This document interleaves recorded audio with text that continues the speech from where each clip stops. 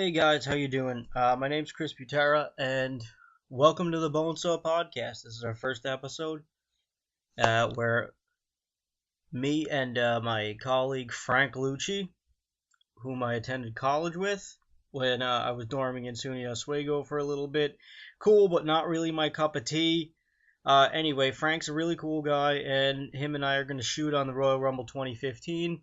We've got, our own ridiculous ideas of what could have happened, what should have happened, and what obviously didn't happen, and our thoughts on it. A couple of other things of what we did and didn't like. And, we just have our own thing to do. This is my first podcast, so it should be really cool. I thank you guys who are reading the website and are visiting the website. It's really cool getting some okay feedback from a couple of people. As long as you guys are entertained, then I can keep doing this. And let's see how this goes. I'm not going to keep you for too long like a lot of other guys do on podcasts where they talk for about 30 minutes before they actually get to the show itself. So I'm going to be short and sweet. I will say, though, that I have been reading Kevin Smith's book, Tough Shit, which is awesome. It's kind of like a self-help book in its own way. I like it a lot. Smith is Smith, and, he's great. I would love to have him on the show, or at least just, have a cup of coffee with a guy at some point in my life. If I can do that, I'd say I'm a made man. But enough about me, enough about all this banter and whatnot. Let's just get you locked into the show.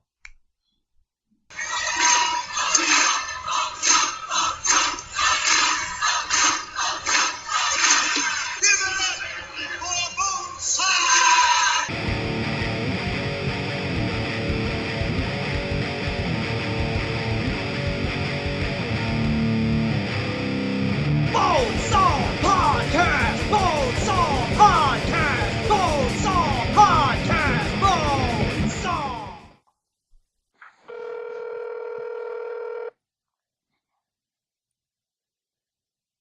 Hello? Hey, Yes, so how bad is your snow?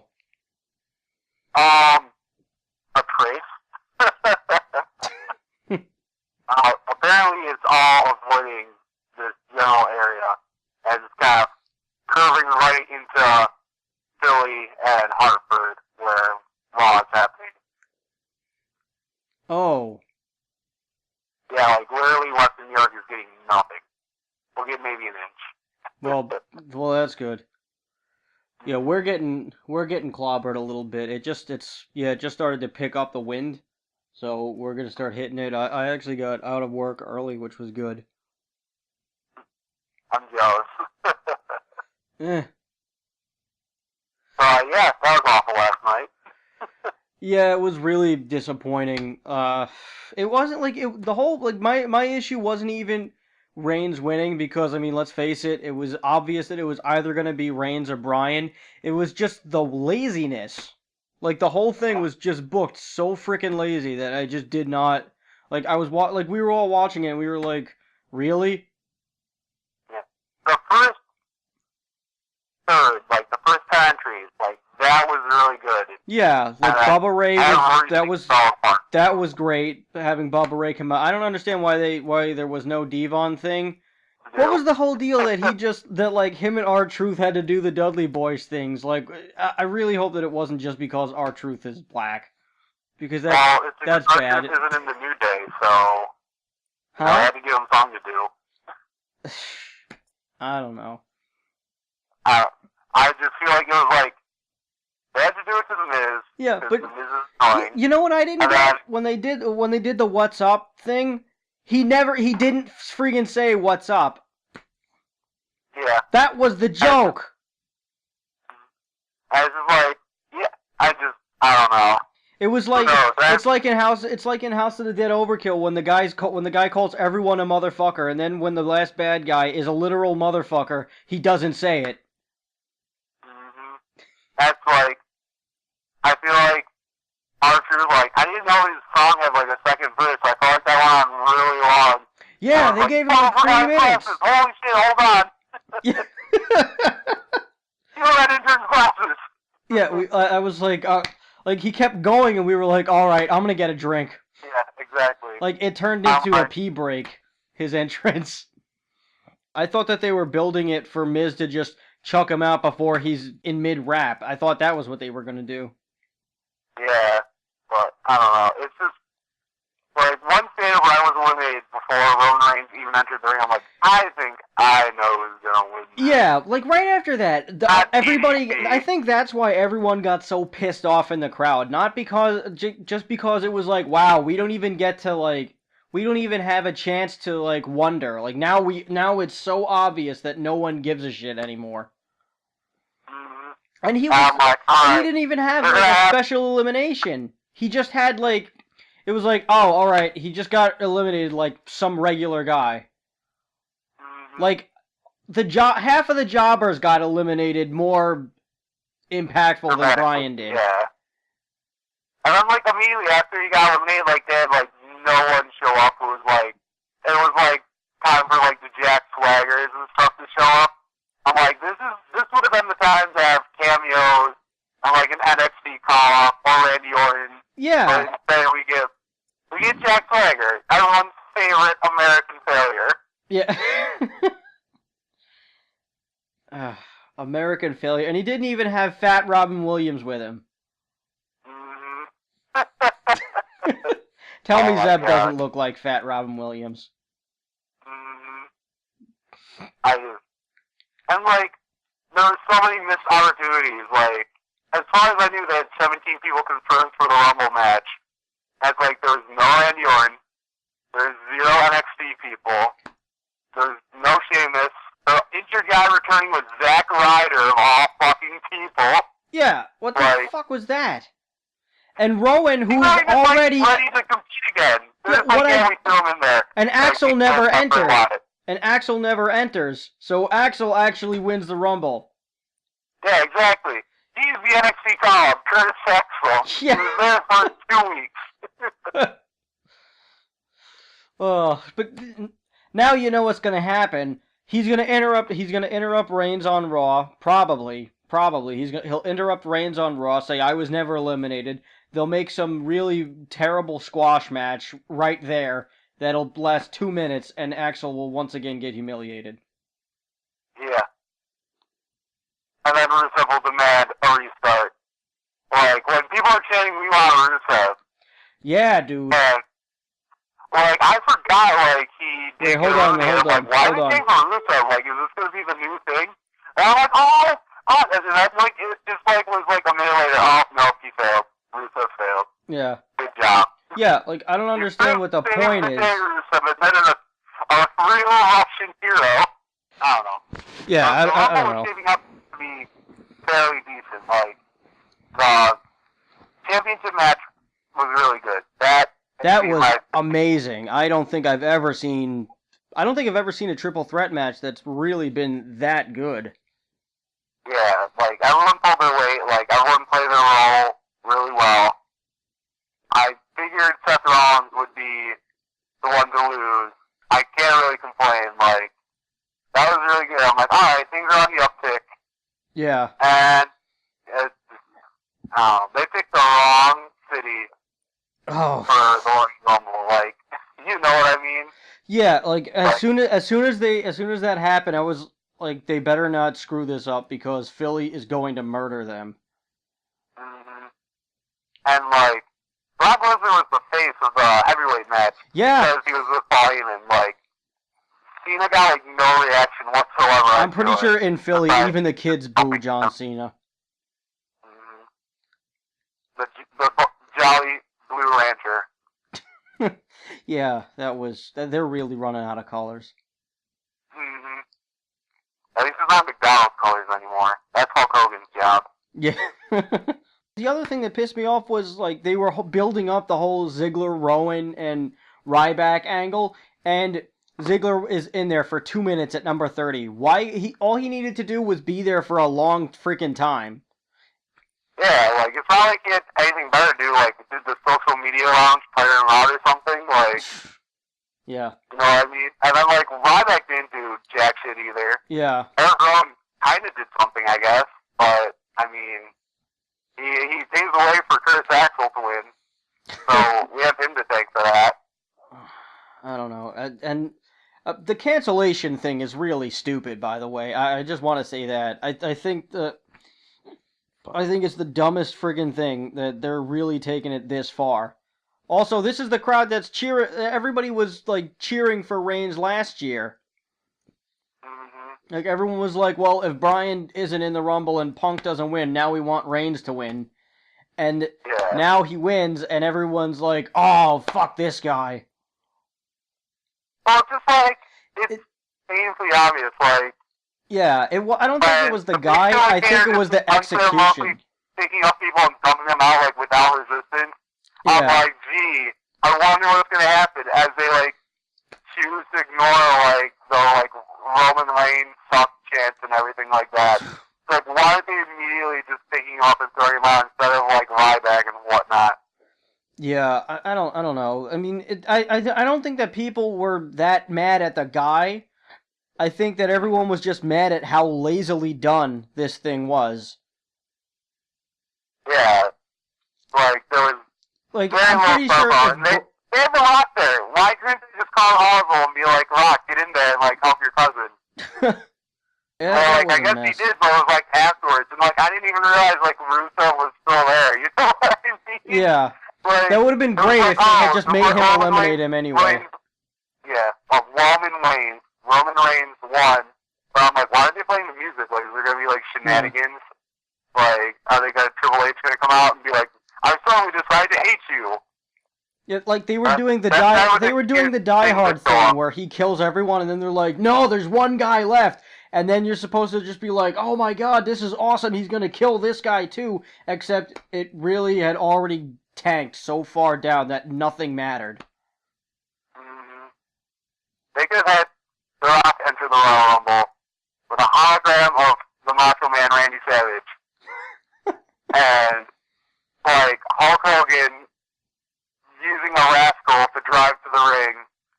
And it was just like, there was no getting a pop for Roman Reigns at the end. No. At this point, there is no light at the end of the tunnel for Reigns. Like he's, I don't know. They're gonna try to bury him as much as they can. The fans.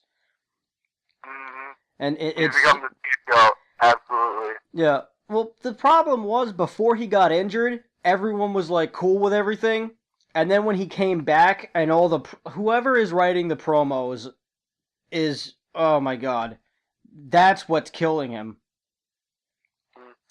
Because you have a guy who just does nothing. Have him not talk. Yeah, you have a guy who like doesn't really talk a lot, and then when he does talk, he's just straight and simple. I'm gonna kick this guy's ass, and that's it. And that's what people like. And then as soon as you start scripting Jack and the Beanstalk, and you make the guy say "Suffering Succotash," and then everyone starts to realize just what a not such great investment this is. Like as soon as they said, trying to appeal to his daughter. As soon as I heard the Jack and the Beanstalk story, I was like, all right, I am not buying a T-shirt. Yeah, no, thank you. And speaking of T-shirts that I can't buy because something's ruined, the Ascension is. I don't think they can pull this ship out of the water. When they showed up on Raw with the little face paint and the red foreheads and the shoulder pads, I'm like, oh, I guess Vince McMahon finally actually looked at them and was like, oh wait, I've got some ideas. They looked fine before.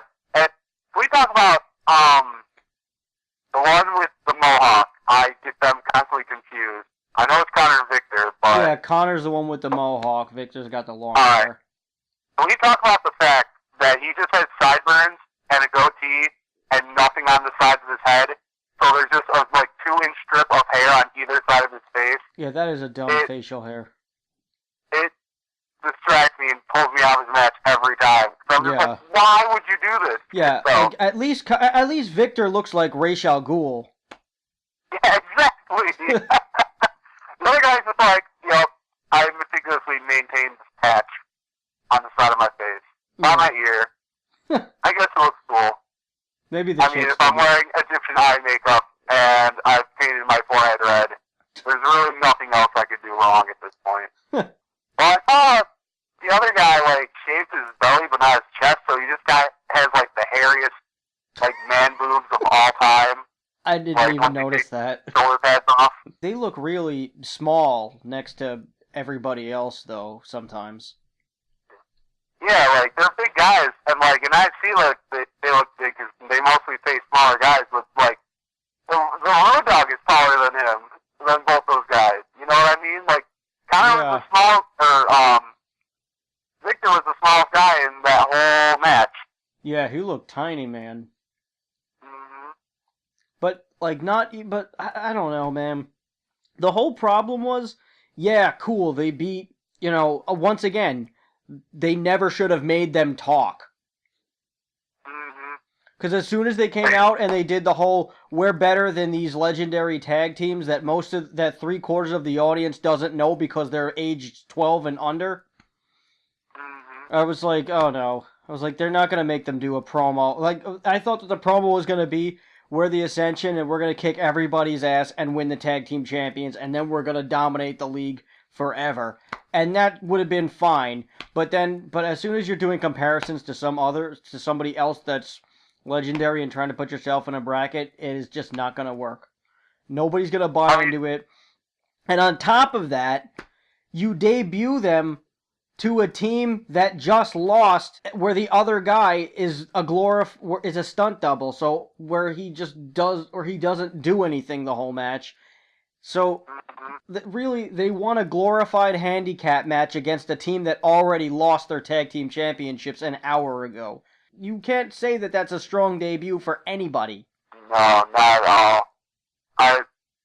The Legend Killer gimmick could kind of work, like, for tag teams, but the way they're going about it is all wrong. I feel like it's too bad. It's already too fucked. More, like, known tag teams, like, you know what I mean? Get the main roster guys and have them lose to the Ascension. Yeah, just have them beat everybody else a bunch of times. This was all that they needed to do. If they would pay attention to the way that NXT is booked from one writer, not a kitchen of writers, not an army of writers, but one guy who just, all he has them do is when he wants to start a feud, one guy wins, and the next guy that he's going to feud with just stares him down from the entrance ramp. And that's enough. That's enough without even saying a word.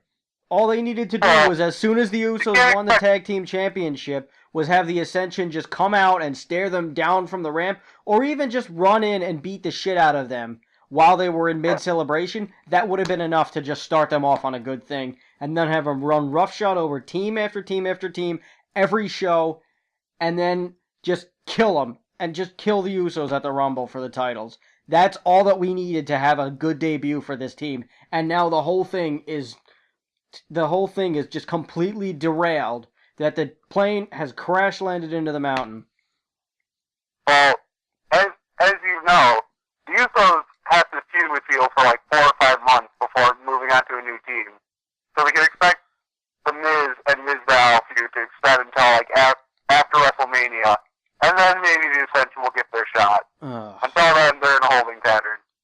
But how many times have we seen like a combination of the Usos and the Miz and Mizdow, like leading up to the Royal Rumble? Yeah. Before that, like the Wyatt family, like they just keep them going over and over again. Yeah. So maybe after WrestleMania, the Ascension will get their shot, and maybe then they'll like actually have a good idea of belong. Yeah, but that might be too late. Yeah, probably. But I mean, you never know. Maybe one will become the stunt double for another. Try to play some mind games like Dusty Rhodes. Yeah, maybe. I mean, at this point, the best thing that they can do is just either make them beat everybody and until everyone else forgets about this, or they have to take them off TV and repackage them in some way. Well, based on WWE creative logic, I'm guessing Hornswoggle is going to become a member of the Ascension. Oh God. That's going to be the way of saving this.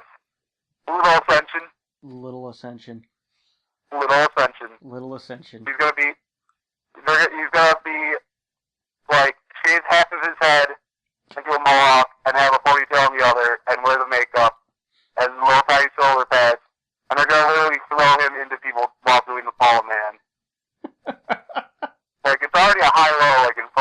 What they should do is Hornswoggle as a football. what they should do is give him a ponytail and shave the whole like everything around it and just give him like the old school Buddhist monk look. I'd be perfectly fine with that. It's not looking good for them. No, but you know what I thought you know what would have been great during the Rumble match if they had fucking Baron Corbin come in and lay waste to everybody, and then just eliminate himself just because. That Baron Corbin could save the Royal Rumble shows just how bad the Royal Rumble was. Baron Corbin would save it. Just have him debut, run in, beat the shit out of everybody, and then just leave over the top rope and just be like, I don't need this, and then leave. I was waiting for somebody from NXT to show up. I'm like, they need to save this match. Like, this is the time for Sami Zayn or Adrian Neville to get the crowd back into it. Yeah. And then no one showed up, unless you include, like, Tyson Kidd. Yeah, even the Kofi Kingston spot was boring. Yeah. I think they officially ran out of ideas for Kofi in the Rumble. I guess. I don't know. Well, I was like, when Adam Rose showed up, I was waiting for the bunny to show up too, and that's like, maybe the bunny will save the day. Yeah, we didn't even get the bunny. What I really want them to do with the bunny reveal, if they ever go back to that, who knows? But I want it to be like Eric Rowan, and then like they show the bunny again, and it's like painfully obvious that Eric Rowan has never been the bunny before, because he can't fucking fit in the suit. So it's just like, oh, it's been Eric Rowan the whole time. It's like, okay.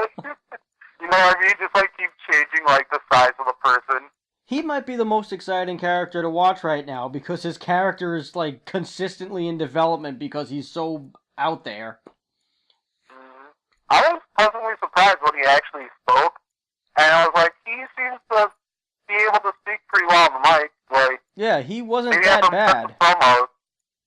I was surprised with him too. He just really wasn't that bad. I thought that he was, well, when he debuted, he was like still pretty green, and I mean, I think he's probably improved the most out of the Wyatts. Well, because Harper was already good.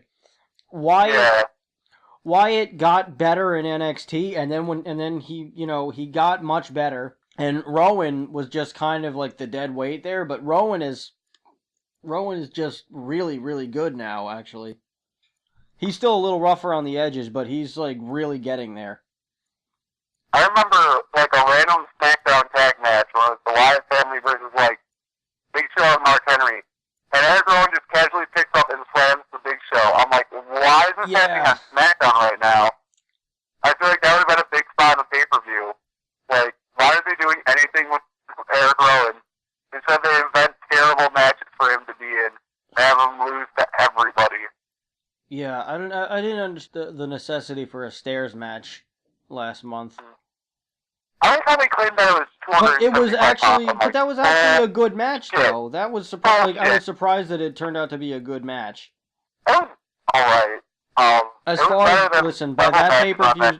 By that pay-per-view standards, anything that wasn't the ladder match was pretty mediocre. Mm-hmm. And yeah, and the Bray Wyatt match was good until like the last 2 minutes. Mm-hmm. Now I know to always unplug my TV before moving it. Yeah, that is a very good piece of information. I just like that like they didn't like mention that at all, like ever again.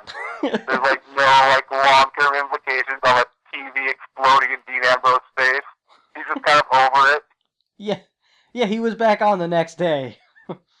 Yeah, like when Chris Jericho like threw Shawn Michaels into the what was it called, the Jericho-tron 5000 or 2000. Yeah. Whatever the TV was called, and he just bled all over the place. Now a TV can explode in someone's face, and it's like, magnesium flare! Oh God! Pretty much just become a basic ACDC we'll always have the triple threat match. That'll be like the one highlight. And just like to rewatch the end of the Rumble and be like, wow, I really enjoy all this booze. Like, it's gonna be in retrospect hilarious. Yeah, I thought that the New Day match was pretty good. I thought I was really surprised with the finish. But I don't understand why they were billing it like it was a 6-man tag, and then it was just a regular tag match with managers. I heard it was supposed to be a 6-man elimination match. That would have been nice. Maybe I was wrong. Like, maybe I got the wrong information because I thought I saw that there was supposed to be another Divas match too. But I don't know. Really, there's only like 5 or 6 matches on the card. I mean, it's understandable because it's the Rumble, but I expected like a Divas time filler match between the championship match and the Royal Rumble, and they just went for it. The Divas match was okay though. It was pretty good, like considering that Paige was barely in it at all, except to like suggestively crawl on somebody. Yeah, that was nice, and the Philly crowd reacted appropriately. Yeah. Well, I mean, that was probably the highlight of the match for me, too. Yeah. Yeah, I mean, the finish was very weak, though. Like, Nikki Bella has gotten surprisingly good. Yeah, she's gotten better. Brie now. Right off. Like, her arms are tiny. I don't buy any of her offensive maneuvers. She just looks like she does a lot of, like, spin classes. Yeah. Like, yeah, no matter what they want to do, shit is just dumb. Yeah, no matter what they want to do with Brie, it's just not gonna get over. Mm-hmm. It's not gonna get over. Even when she was doing the yes thing, everyone was like, "Oh yeah, we like Daniel Bryan too, so we're gonna do yes because you're doing yes." But we're not chanting for you. We're still, we still like Daniel Bryan. Yeah. Even, like, her stuff with Stephanie was alright, like, Stephanie, but that was all Stephanie McMahon. Like, yeah. They could have done that with Nikki. They could have done that with anyone, and it would have all been Stephanie McMahon, and it wouldn't have mattered. Because Steph was the whole focal point of that. And she did well, but, Brie was just playing the role of a victim, and that was, I guess that's all that they write her for. And then it was never fulfilled, because the whole 30 days slave butler, whatever the hell it is, it was up, and the whole purpose of that angle is when the 30 days are up, the person who was the butler beats the shit out of the other person. And we never got that. All we got was, oh, they're friends again, and AJ kissed her. That was nice. That was the ultimate payday. That was her Machiavellian plot the whole time. She was going to join her sister in hopes that AJ would kiss her. When is Tamina Snuka supposed to come back? I forgot about her. Come back and be the manly diva. I honestly forgot completely about Tamina Snuka. They never actually utilized her. Huh? I heard like a long time ago she tore ACL, so I've been like, is she gonna ever come back and like just beat the shit out of some of these divas? Because I feel like she would be a good opponent for the actual wrestling divas. Yeah. Or some of the gals in NXT. Yeah, actually that would be pretty good if they had her feud with Charlotte over the NXT Women's Championship. Yeah, because like they would just go, like, you know what I mean? Like, Sasha Banks is pretty good, but I'm still not completely sold on her. I would like to see a more established diva take on Charlotte. Or Paige. Because then Paige can just be like, yo, that's fine. I never lost it. I'm going to take it back now. For the pale people. For the pale people? For every goth and ginger out there. I'm going to win your souls back. This is for the NXT Women's Championship / the souls of all the pale people. They line like one camera side, like all 4 ginger kids. For every red-headed stepchild who was rejected in life, I am your savior. I think we need them to be the pale people's champion, and she drops the palest elbow. The transparent elbow. I saw an amazing... For every little kid who was picked on because they had freckles. I saw an amazing picture of the WrestleMania, or the Royal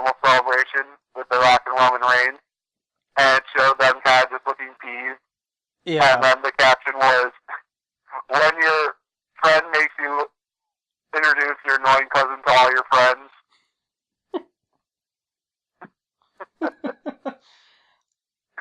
That was that was really bad. How they only cheered The Rock, and then as soon as he held up Reigns, or whenever Reigns did the Superman punch, it was just it was a Miz down thing for The Rock and Reigns.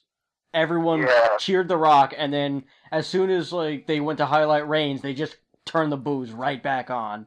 That was kind of that was really bad. And arguably the most popular, if not the most popular, WWE superstar of all time cannot garner a cheer for the guy who wins. There's some problems to be had. Yeah. Maybe a little feud with John Cena and be like, now you have to pick who you hate the most. At that point, it would be hilarious if people start to cheer Cena back again. over. They have a feud with Roman Reigns. Yeah, that's how John Cena will get back over with everyone. Now it's the time for Cena Superman heroics. I don't know what they're gonna have to do to battle this, but that's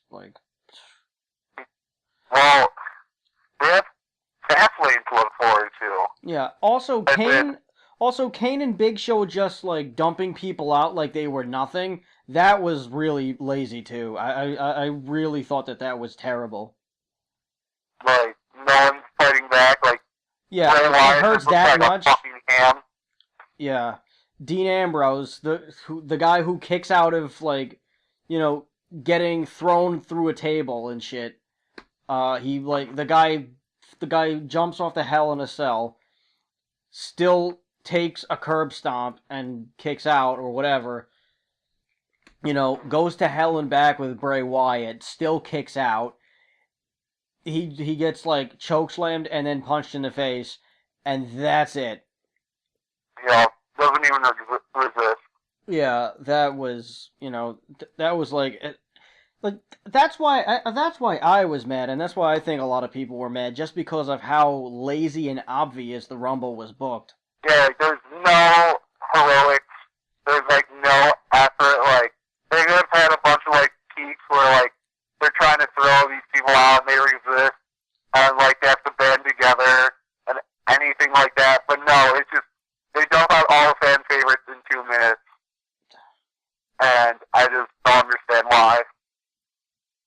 Yeah, how great would it have been if Dolph and Bray and Dean Ambrose all started playing back, and then they all had to be oh well, we gotta stand up to the authority. Yeah, we didn't even get a big everybody in the ring brawling moment.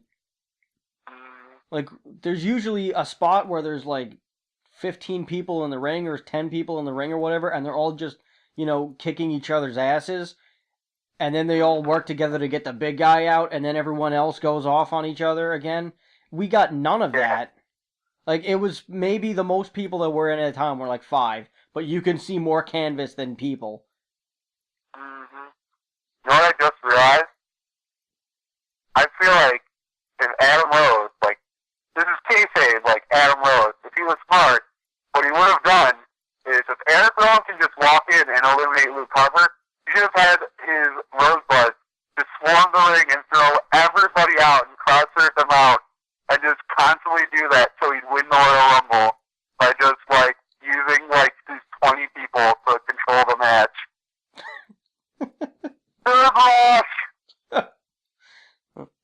The Rosebuds hijacked the Rumble.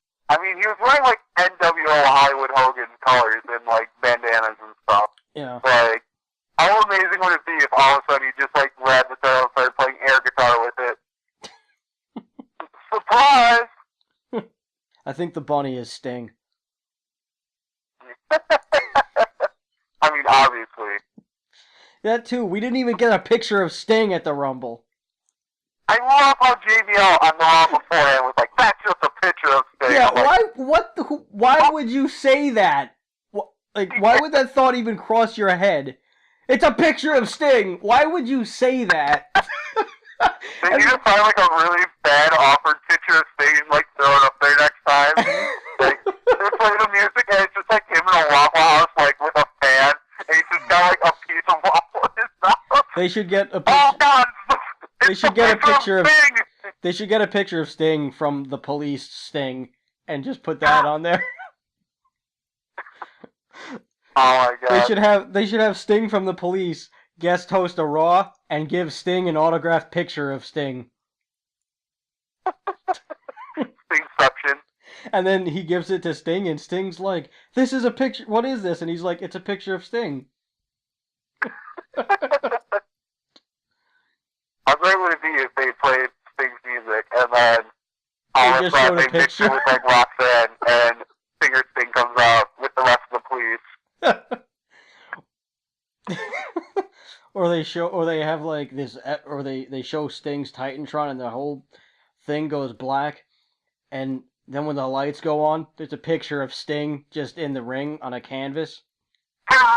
They get a cardboard cutout of Sting pointing at Triple H. It's a cutout of Sting! Like it's real.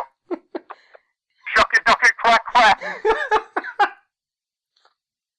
I love him. Ducky, ducky, quack, quack has its own graphics now. I love Booker T. I mean, he's better than all the other announcers, and he's like not even trying. No, he's just having fun. He's not obnoxious, and like Jerry Lawler's a legend, but like he's got his stick that's been around for 15 years. Like it's time for you to retire, man. Yeah, well, he's too filtered now. Like when King in his prime was unfiltered, and that's the problem. Also, Michael Cole too. In like the Ruthless Aggression era, when Cole was like announcing SmackDown, or even when he was announcing the occasional pay-per-view in like '99, he was pretty good. You know, but, like now you can tell like they're reading off of notes. Yeah. Like except for JBL, who I think just shows up drunk and says things. Yeah, JBL is Ron Burgundy. JBL is just on like freaking like Wikipedia, looking up like WCCW people. And like looking for something to name drop. Wrestlers with the letter G. Yeah, exactly. Like he like turns off his mic. He's like, Siri, find me the name of any heel wrestler from 1987. Just put Renee Young on commentary and be done with it. Like, I don't know. They should just add Corey Graves to something. I thought he looked like the sketchiest magician of all time with his little bow tie and neck tattoos. Like, he looked like some guy who just like, oh, I got a book on magic, and now my friend's mom hired me to perform tricks at his birthday party. Like, just, he looked like such, I don't even know, he just looked so awkward. Like, wear, like, a normal suit, please. That's another advantage Booker T has. He's a sharp dresser. Like, we were talking about his pocket swatch and everything and how it matches. Like, that, yeah, he looks actually professional as opposed to Jerry Lawler, who looks like he's trying really hard to bang his daughter's friend. Oh, you like that horny? At least between whatever Fastlane is going to be, like, I can't imagine what sort of nonsense we'll have on that. Demolition Derby match. Derby There is going to be an NXT Live special, so we have that to look forward to. We can get a Demolition Derby for the WWE Championship. You're going to be all on beat the clock challenges. That's all Fastlane's going to be. At least everybody could compete. Yeah. Everyone has single matches, and the top 50 percentile fastest matches will face off against each other. Just, you know, wild, crazy tournament to determine who gets to job out to Roman Reigns and Brock Lesnar. And I'll be like, I don't know. Today on Fastlane, everyone gets a match. You get a match, and you get a match, and you get a match. Look under your chair for your opponent. That's what the Rumble is for. To give all In a beat the clock extravaganza that'll make billions. Match on a pole match. Yeah, If you find everybody gets a match on it, you get to have another match. Yeah, everybody gets a match on a pole. Like, but inside the envelope is your next opponent. So the guy who will feature a 12-man tag team match with Muggle Quidditch rules, where they all go at each other, and then they'll have Hornswoggle, the Golden Snitch, and he runs around the arena, and they all have to chase him and try to grab it out of his, grab it from him. Jesus. That I would watch. I would watch 12 grown men chase a midget, pretending to be a fake ball from a fake sport from a children's literature series. I would not watch that. Come on, man. Where's your sense of magic? Can you imagine Daniel Barrett trying desperately to reach for it, and then he gets splashed, like, out of his boots by Seth Rollins? Because, as you all know, you're not quite main event unless you're a Quidditch champion. No.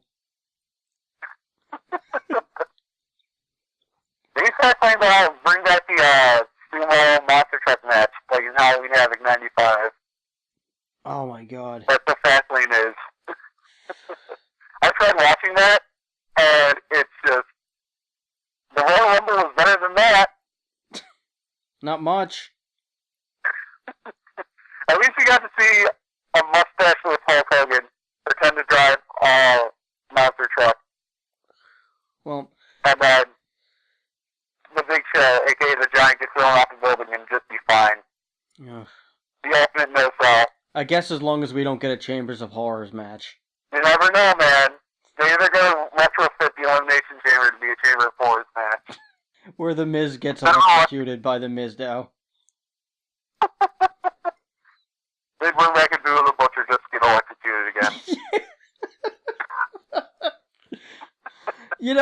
You know who should make you know who I was hoping would make an appearance, but they never did? Al Snow. I fucking love Al Snow. That would have been great. Like, DDP was pretty good. Bubba was perfect. Yeah, DDP was great. DDP was him just diamond cuttering everybody was the best. Yeah, he was on fire. Yeah, he fucking got everybody. Mm-hmm. And then he did that old man hip thing, and it was like, ah. Mm-hmm. But he was really good. He's got to go make sure our favorite wrestlers stay alive, so he's got more important work to do. Oh boy, DDP Yoga. At least Macho Man is in the Hall of Fame. Yeah, and did you hear, they were going to announce, but they're doing that thing like they did with Macho, where it's like, this person's expected to be inducted into the Hall of Fame. Did you hear who the next person is? No. Arnold Schwarzenegger. Okay. He appeared on SmackDown once. Hall of Fame material. Well, we need Arnold in the Hall of Fame. Damn it, he's the Terminator. We don't have a Hall of Fame without Arnold Schwarzenegger. Vince McMahon runs up with Triple H. And Baron Corbin will induct Arnold Schwarzenegger. It's called the greatest movie of all time. It's called Predator. Oh my god, I don't think anyone would touch Jesse Ventura at this point. At this rate, the Muppets are going to be in the Hall of Fame by the end of the decade. Listen, I want that to happen. I mean, the Muppets deserve the Muppets should be in every Hall of Fame. I mean, I want to see them I want to see them in Cooperstown. I want to see a big plaque with the Muppets on a baseball diamond with Kermit the Frog's fucking face on home plate's grass. You cannot resist. You will enjoy the Muppets. Love the Muppet. Mm-hmm. They should bring them back. I honestly would not have a problem with that. A special, if Scooby-Doo, WWE movie, have the Muppets, yeah. WWE special. I would actually watch that. Mm-hmm. I might be tempted enough to buy it, but I would watch the Muppets Go Raw.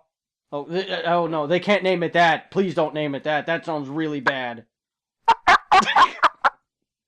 wrong audience buys it and just start giving 1-star reviews on Amazon. Oh This no. was not what I was expecting. Oh god. The Muppets Go Raw. Oh god. Why? You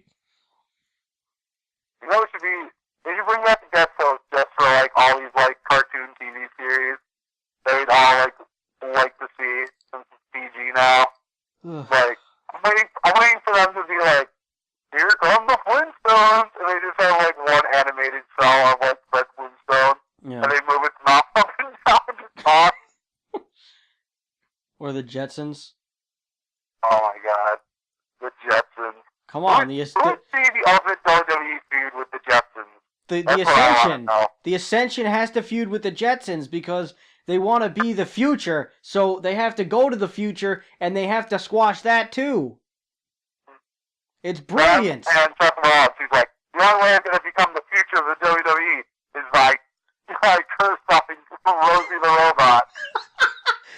No, well, Seth Rollins takes he takes over, like him and the Authority take over Spacely Sprockets, and Mr. Spacely has to team up with George Jetson because now the both of them have been laid off, and you know Jetson had to quit because he didn't want to work for the Authority because they were giving him too much shit, and you know he just couldn't take it anymore. So he quit or he got fired. And you see, Mr. Spacely is now like a washed up old bald billionaire guy, and he doesn't have money anymore because he spent it too much. And now he's like, I need to get my company back. I'm tired of wallowing in my misery. And then George Jetson is like, well, gee, Mr. Spacely, you're not so bad. I guess we could take out the Authority together.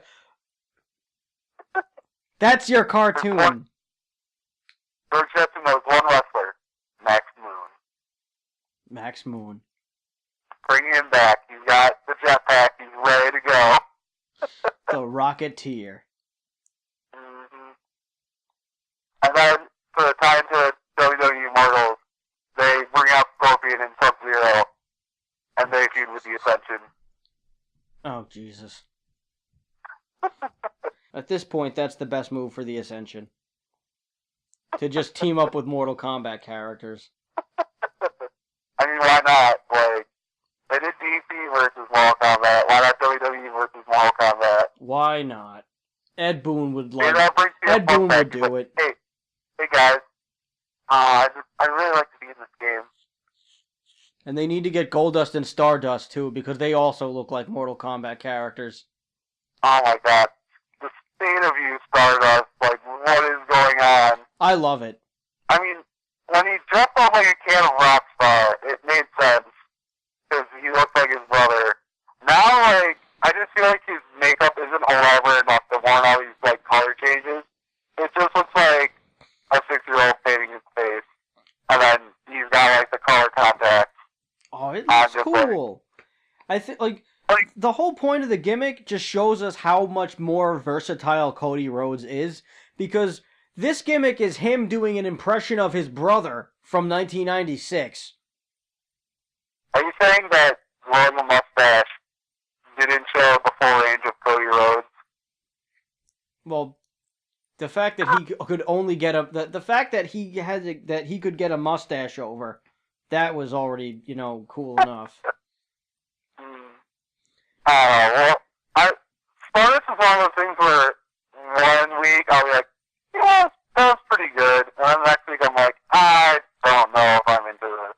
No, every week, I like to watch Raw Express, which means that I DVR it, and then the next day I rewind through all the crap that I don't really care about.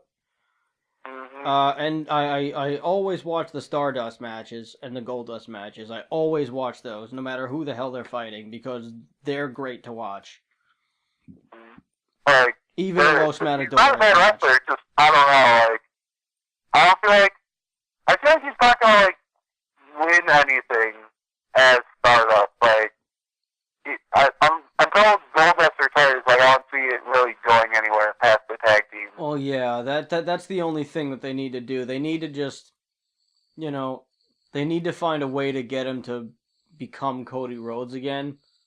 But how they're gonna do it is, well, I don't know. I mean, I guess at this point, all they need to do is just, have Stardust still appear, and then have vignettes of Cody Rhodes returning. And then they'll have Cody Rhodes fight some asshole dressed as Stardust.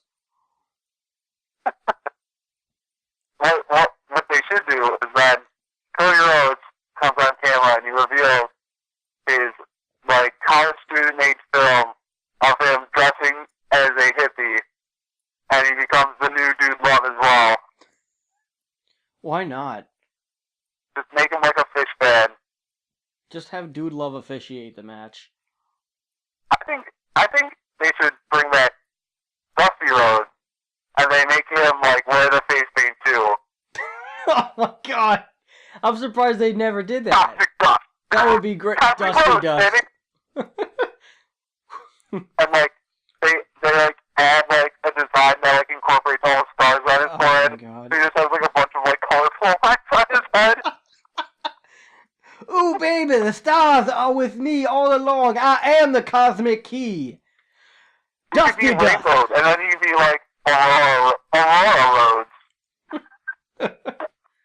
Dusty Rhodes, baby. I'm here with the cosmic keys. Ready to save this game with my 2 sons. Ooh, Daddy, you don't know what's coming to hit you, 'cause I got the cosmic key in the palm of my hands, and all of y'all gonna want a piece of the cosmic key. And then they just go back and they redone all his classic promos to include the word cosmic somehow. Now that's a feud for the Jetsons. Oh my god. The Duff family. Well, they have to team up with George Jetson and Spacely to, prevent this from happening. Just in the middle of the match, all of a sudden you see, a fucking giant head of Stardust. I am one with the universe now. Well, yeah, because as far as that storyline concerns, the authority, the power shifting is, it's a prophecy, and the only people who know the prophecy are, the Dusts. So, they have to side with them and restore balance to everything. Dude, honestly, I should be writing this. I should pitch this. And then if that doesn't work, you can go to Japan and try to get a crossover with Sailor Moon. Sure, why The not? Moon Dust. The Why Moon Dust not? trilogy. Moon Dust. I mean, if any anime needs crossover to wrestling, it might as well be Sailor Moon. Yes. And we should get Rob Zombie to do the soundtrack. Yeah! I don't know if I want the Rob Zombie influence Sailor Moon. I heard Bonesaw was supposed to be back for the Rumble, and clearly that did not happen. Yeah. No Bo. We should have had... That, It would have been nice to see Kevin Owen just run in and just destroy people.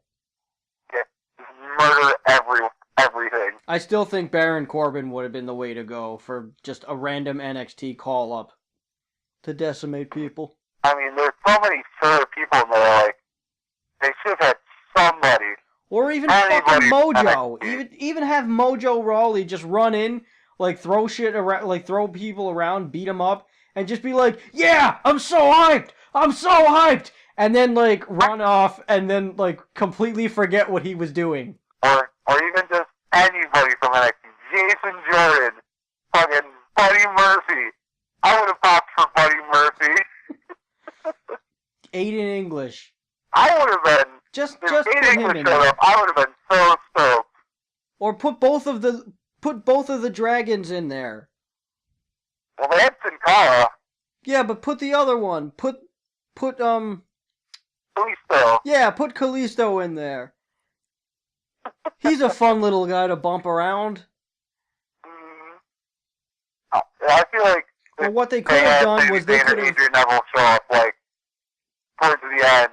I think that would have helped out the crowd a bit. Oh, yeah. Just, Anyone from NXT would have definitely popped the crowd. Well, that would have been a good time, they got all the legends out of the way. Like, if they had some of those guys towards the end, it would have been a different story. Yeah. Oh, what was up with the Boogeyman's, like, 30 seconds of, like, Bray Wyatt, like, freaking, like, they were doing the whole, like, you know, they were teasing the Bray Wyatt thing, and then, like, nothing happens. Like, he just gets his ass kicked, and then he gets eliminated. Mm-hmm. They were, like, doing the whole thing. It was really cool what they looked like they were gonna do, and then they, like, just didn't do it. Mm-hmm. Maybe he was sleepy. I don't know. Guys, Bray fell asleep in the middle of the ring. Aww. Let's get him out of here. I did see that he lasted the longest out of anyone. It was like something like 47 minutes. Yeah. But he was, like, on the floor the whole time. He was literally asleep the whole time. Yeah, had they have just, I feel like had they have just done it differently and with the same outcome, they would not have gotten the reaction that they got. They like if it had come to, if at least the final four involved both Reigns and Bryan, then I don't think that anybody would have been that mad. Yeah.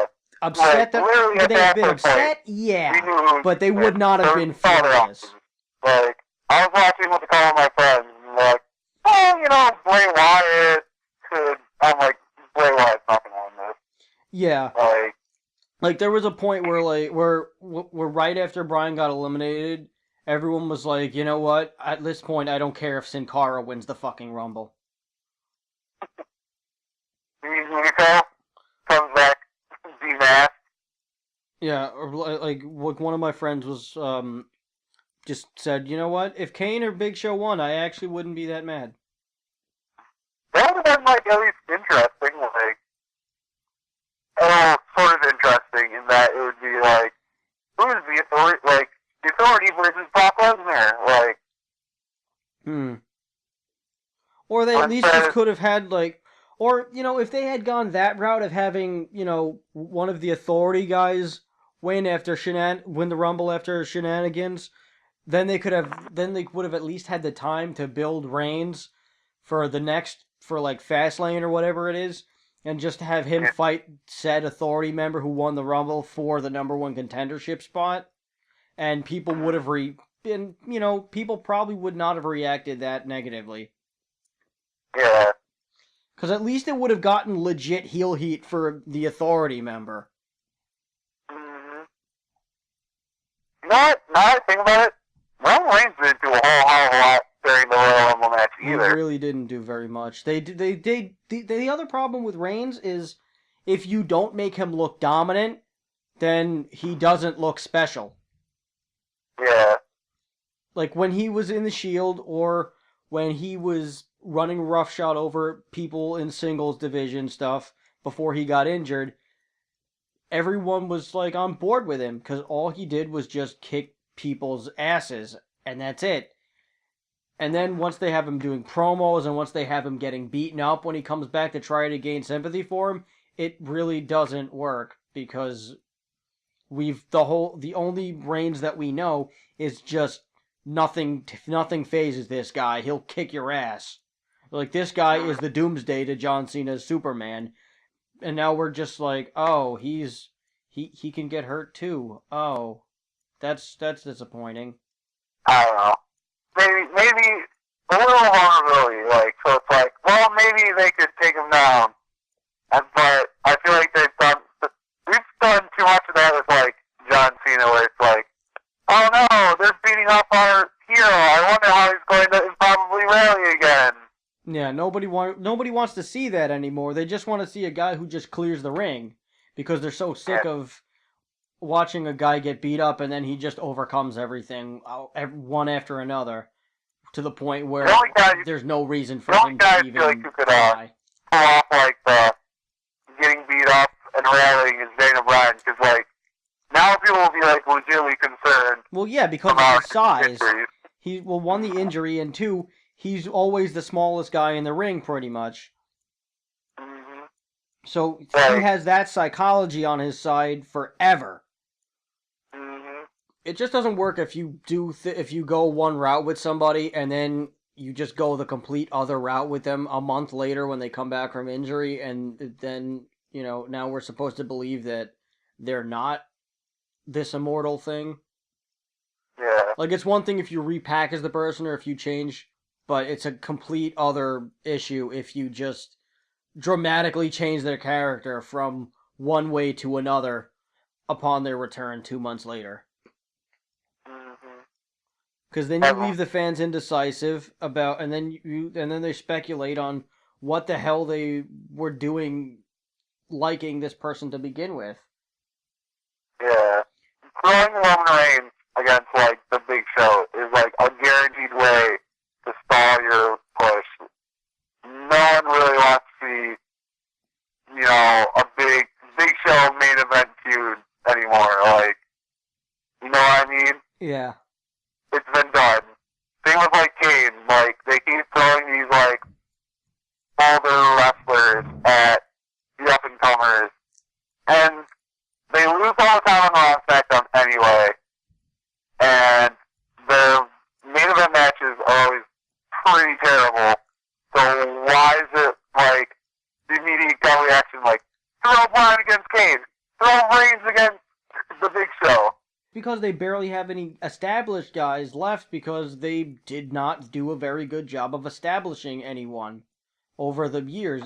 I know they didn't, do it like this, but it just seems like the only two guys that they ever built up were John Cena and Randy Orton. And it would have been Batista too, but Batista left for all that time, and now he's, gone again because that didn't work out too well last year.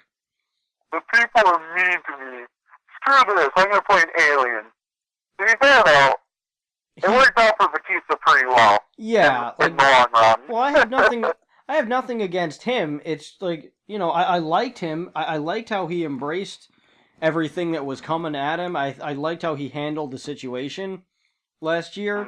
He was just pretty cool about it. But it just was not what the people wanted. Yeah. People don't like it when they're this is anything that they watch. This is any form of entertainment. Nobody likes to pay money for something that is so obvious that they would have known what happened without buying it at all. Yeah.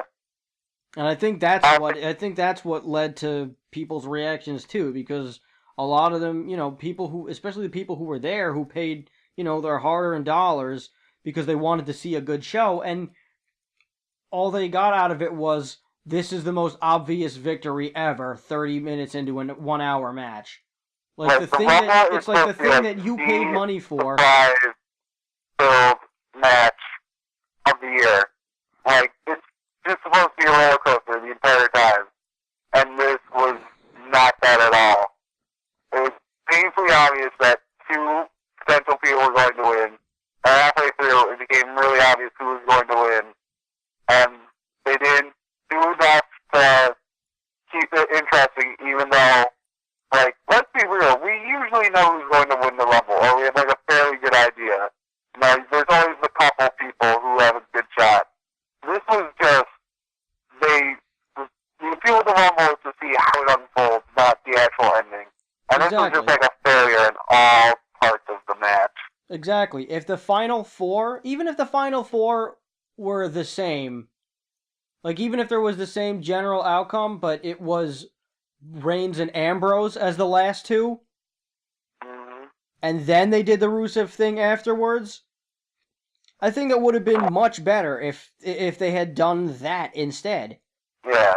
If they narrow it down to just, two of the main guys that they've been building to win, then that's fine. But if you get rid of the main people that they were focusing on, and then they just leave one guy with the most obvious chance because he's fighting against all the heels that never win anyway, you can't. I think it was just not done well. What they should have done is they should have had, because, like, Triple H and Stephanie coming out way at the end was not good. They should have had them come out and, like, try to order everyone out of the ring and everything like that. You know what I mean? Be like, yeah. And then, like, all, let's stick everyone on Roman Reigns. Even that would have been better. Just, like, have all the guys that were rallying in the ring and then have, everyone else who's fighting. This could have been done during like a big brawl spot or something like that they didn't do. And, let's say they get the anti-authority team versus the authority, and then there's everyone else in the middle. The authority comes out and just says, listen, anyone who eliminates these 3 people or these 4 people or whatever, we will give you an opportunity whether you win or lose the match. Whoever eliminates this person, will give them a title match on Raw or whatever. And that would have been just enough to have everyone gun for one person, or like these 3 guys that we want to see fight back. Like that would get everyone against the Rebels, and everyone else would immediately heel turn just for a minute. And even that would have been much better. I like have the Big Show and Kane dominate like they did, and kind of like have Rusev like be forced to join like Reigns and Ambrose, and then like Bray Wyatt too. So you have like everyone conspiring against the authority, and like them freaking out. So like they assume that they're just gonna kind of lie down for them, and they just kind of get overwhelmed. Yeah, even that. There were so many ways that this could have been, but it just wasn't. Instead, we get Big Show and Kane high-fiving to a chorus of blues as they eliminate everyone but Roman Reigns. Yeah, all we got was the most painfully obvious match that nobody really wanted to see at the end of the day. Where's Sting when you need him? The ring we need a picture of Sting. Yeah, exactly. Where's the picture of Sting when you need him? The whole canvas should have just had a picture of Sting projected onto it. Oh my god. Someone just all of a sudden a fucking scorpion falls into the ring. Jesus Christ! It's a metaphor for Sting! Just a bunch of Sting solos and just start falling from the sky. Oh god! Well, the baseball bats would hurt. Yeah. Just like have like someone find the baseball bat underneath the ring and be like, oh god! Or, you know what I thought would have been interesting? If Seth Rollins, they like include Seth Rollins in, like, at the last minute, and then he wins the Rumble. That would have been the Rumble win and the Money in the Bank. Like, you know what I mean? That would have been pretty funny. Then he's like, because then it'd be like, you could add other people to it, but then, like, the real story is, like, can they overcome, like, Seth Rollins repeatedly in the same night? if he chooses to. Yeah. Maybe he'll cash in at WrestleMania. Because he saved... I feel like if they didn't include him in the match, it would have been pretty sad. So maybe that'll be their panic button. Include Seth Rollins in the main event at WrestleMania.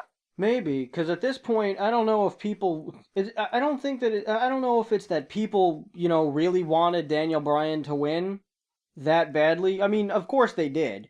I was hoping that, that he would be the fail-safe and that they would just, and he would win. But I lost my train of thought. Well, you know what's going to happen? They're going to panic and find a way to include John Cena into the mix. Oh, God. after he's done jobbing out Rusev. Ugh. Or Reigns finally wins, and then like 2 months later, he drops the belt to John Cena because nobody wants that. Yeah.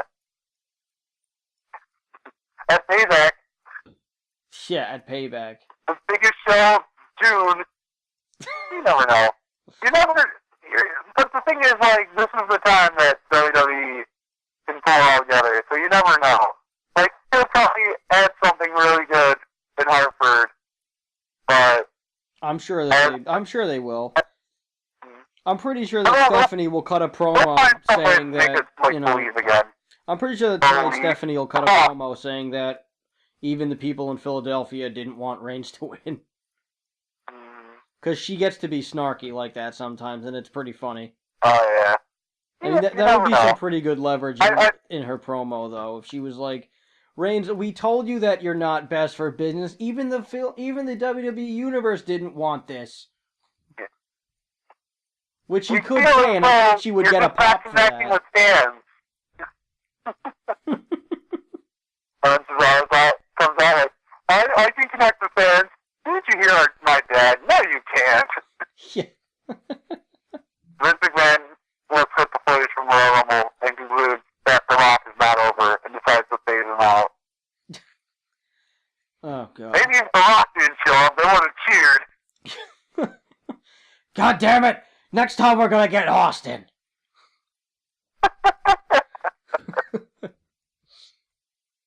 Austin wins the Royal Rumble by just running people over in an ATV. Yeah, he murders everyone in the ring. He drives up in the ATV. Yeah, he drives up to the ATM. He withdraws $500,000 and fucks off. Into the ring, hops back into the ATV without touching the floor, and just runs over people as they're trying to get into the ring. And then just hops back into the ring. Yeah. His official entrance will be his victory.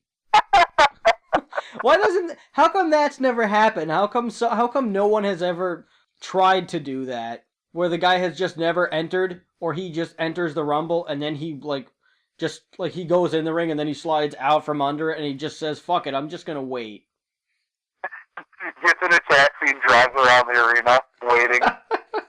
I'm gonna go to a nice restaurant, and then when I come back, I'm gonna win the Royal Rumble without having to do anything. Oh my god. That would be amazing. And like, they get like J&J security's like trying to pay him. Be like, come on, man, this isn't fair. No, then they could have a spot where, you know, the last 5 people remember him, or like a big group of the superstars remember that this guy is being a dick, so they go and they find him, and they drag him back to the ring and they all eliminate him. That would have been funny. That would be a fun spot. Where like they pick this guy up out of a restaurant and they just shove him back in the ring. They take down the top rope like 5 guys, and they carry it around, and then they use it to trip the other guy, so it technically goes over the top rope. That's how they eliminate Curtis Axel, and how he officially loses. Yeah. Or they trick him into playing jump rope with the top rope. Triple H is like, guys, we have a legal technicality. Curtis Axel never entered the ring, and he could sue us for not letting him join the Rumble. So we gotta That's how trick they him. put Curtis Axel into the WrestleMania 31 main event. It all makes sense now. I mean, 31 has 3 X's in it. It'll be and an I. It'll be a triple threat match. And Axel has an X and an I in it. Oh my god! Illuminati! Wow, that is better than perfect. Curtis Axel all of a sudden becomes like the biggest babyface in the company. Like, I'm gonna do what my dad never did. I'm gonna headline WrestleMania, and I'm gonna win the championship. Yeah, why don't we just let him be Joe Hennig? Everyone knows his whole gimmick is that he's supposed. Well, I don't know what his gimmick is actually. They never fully established what his gimmick is. His gimmick is he has short hair and a beard. Well, I guess that's enough for me. His gimmick is he's secretly like a famous wrestler's son. Oh. I don't know, like, I guess, like, he's the new Tyson Kidd. They're trying at NXT to try, like, rehab his character. And so far, it's just been like, I'm Curtis Axel. I'm arrogant. You should all be happy I'm here. And they're all like, Tyson come back to him? That would be okay if they even gave him the mic time to say that, though.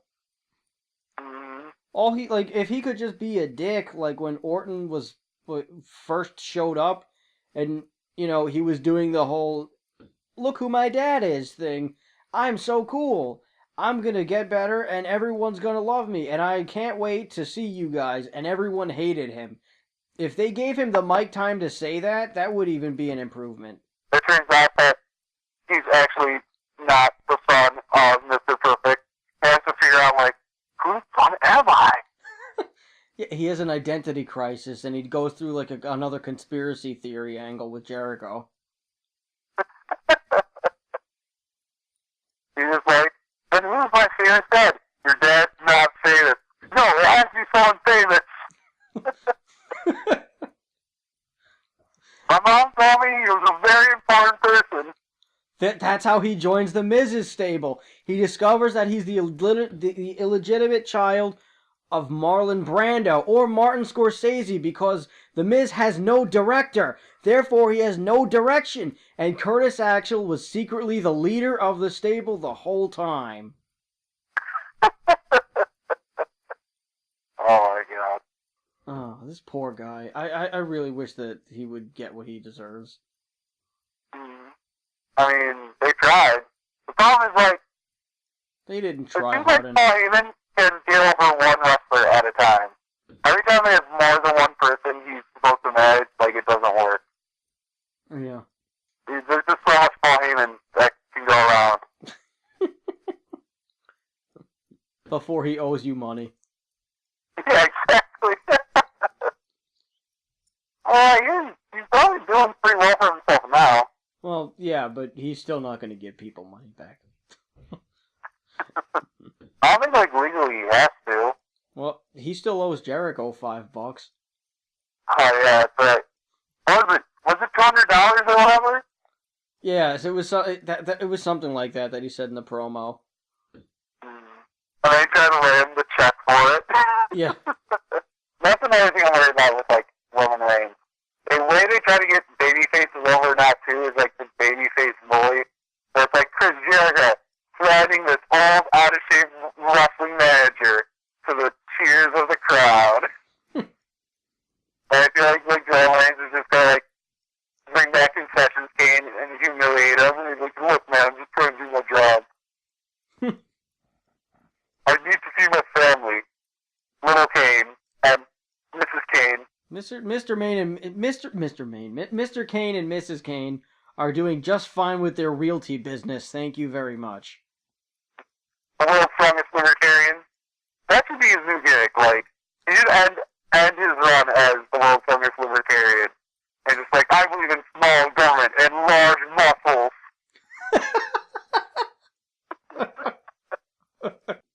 You might as well, like, because we've seen enough of the Cascade, and, like, as impressive that it is that he wrestles in slacks, I'm pretty over corporate Kane. Like, just have him branch out and be like a Ron Swanson. I'd be excited for Kane if he just, like, came out and was just like, small government, low taxes. He could fuse with IRS. Have him join the Real Americans. Or the Real American. The liberal American.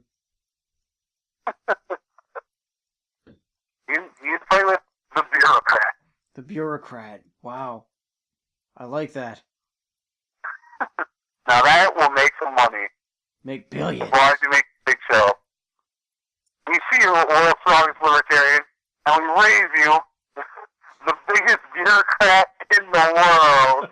That's what it should be. They should all become politicians, and it'll turn into a reality programming. The Big Show believes that the budget should be as big as he is. I was always hoping that, like, somebody would take, like, the montage of all the times the Big Show's cried and, like, make a new theme song. Well, it's the sad show. And they just make an even slower version of the theme song, which is, like, the saddest vocals you can possibly imagine. I want to see somebody take a montage of the Big Show crying and set it to Celine Dion or Whitney Houston. I mean, it's got to exist somewhere. It has Somebody had to have compiled, like, all the tears that he's shed in the ring. He would be a good feud for the Muppets. The Big Show? Oh, yeah. He could be, like, Sweetum's cousin, who's, like, Exactly. normal. Or, well, they'd probably make, like, Eric Rowan Sweetum's cousin. Yeah. Is there a sheep Muppet? There should be. They didn't that one specifically for Eric Rowan to be friends with. They don't have a Muppet that's a sheep, but they do have, like, sheep Muppets in the background of stuff. They're not important enough But yeah, they're not actual Muppets. They're just Muppet versions of sheep.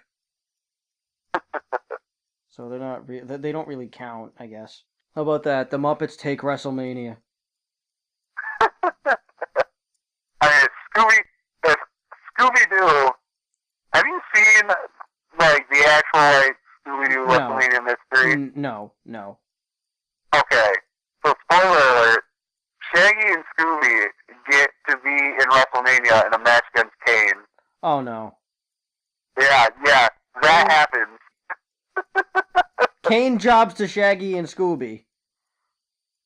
Kane? Oh, I mean, I guess it technically kind of ends in no DQ because there's like a bomb in the building. See, even my dog thinks it's stupid. She's barking.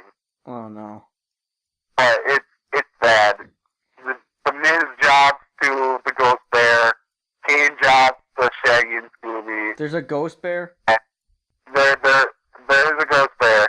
Oh, no. I wish I was making it up. It turns out to not be a real Ghost Bear. It's a guy in a bear cybernetic costume. Good God. There's also a subplot where, due to like a Kinect-like controller, Shaggy and Scooby are hypnotized to steal the championship belt by imitating Sin Cara's dance moves. Oh, no. Yeah, this all happens in the span of 15 minutes or so. Oh, no. I highly recommend watching it if you're very drunk. Alright, I think I'll do that. Invite some people over. The movie's probably like $3 now on Amazon. Oh, that's too much. It's well worth the price of admission. Believe me. Well, it is snowing pretty badly, and I'm probably going to be cooped up in this house for a while, so what the hell. Maybe I'll do that. Alright, dude, I have to learn to run, so I'll let you go. That's fine. We've been going on for a long time, and now I have a lot of editing to do. Alright, later, bro. Later. So, that was the first episode of the Bonesaw Podcast. I hope you guys laughed, I hope you cried, I hope you enjoyed yourself, and I hope you went crazy. I had a lot of fun, it was really cool, and I hope that you guys enjoyed yourself. Keep checking out the Bonesaw website, which is bonesawzine.wordpress.com, and, just leave your comments, give me some feedback, let me know what you liked, didn't like, and what I can do to improve the show. Now, I'm going to leave you guys with my band of the week, which is Geezer, if you've been reading. That's the side project of Terrence Geezer Butler from Black Sabbath, who's probably the most influential bass player ever. There's not anything that I can say that hasn't been said already, but he's a god amongst men.